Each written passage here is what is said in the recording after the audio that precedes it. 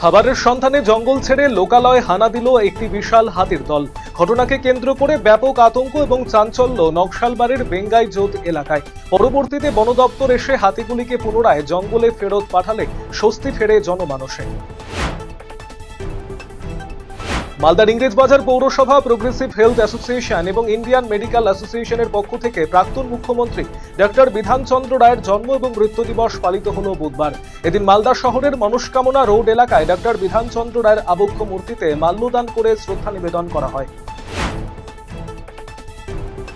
7 দফা দাবি নিয়ে গাজলের বিডিওকে স্মারকলিপি প্রদান করলেন আদিবাসী সেঙ্গেল অভিযানের গাজল ব্লক কমিটি। বিডিওর মাধ্যমে স্মারকলিপি রাষ্ট্রপতি ভবনে পাঠানোর দাবি জানিয়েছেন তারা। সমাজের প্রতি দায়বদ্ধতার বার্তা তুলে ধরে সিএ দিবস পালন করল উত্তর দিনাজপুর সিপিই চ্যাপ্টার সার্কেল।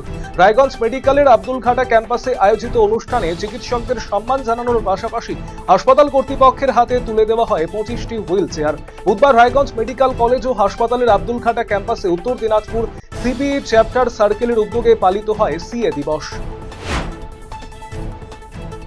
দুষ্কৃতীদের হাতে আক্রান্ত বিজেপির বুথ সভাপতি, ঘটনায় তীব্র চাঞ্চল্য ডালখোলায়। ঘটনায় অভিযুক্ত 3 যুবক তৃণমূল আশ্রিত দুষ্কৃতী বলে দাবি বিজেপির।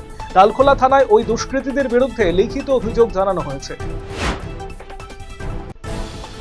বুধবার সারা দেশের পাশাপাশি যথাযোগ্য মর্যাদায় উদযাপিত হল পশ্চিমবঙ্গের রূপকার এবং প্রাক্তন মুখ্যমন্ত্রী ডক্টর বিধানচন্দ্র রায়ের জন্মদিন। একই দিনে পালন করা হলো তার প্রয়াণ দিবস।